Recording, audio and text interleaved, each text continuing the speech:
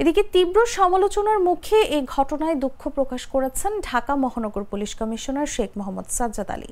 বলেন, নারী ও শিশু নির্যাতন প্রসঙ্গে আলোচনাকালে ধর্ষণকে বৃহত্তর পরিসরে নির্যাতন হিসেবে অভিহিত করেছি।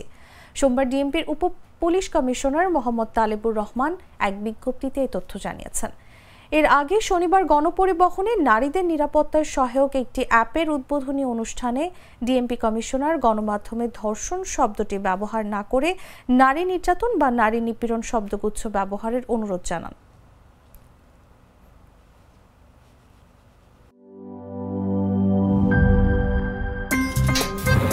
আমার একটা স্মার্ট সিদ্ধান্তে 25% গ্যাসের খরচ কমেছে। ভাবছেন কিভাবে?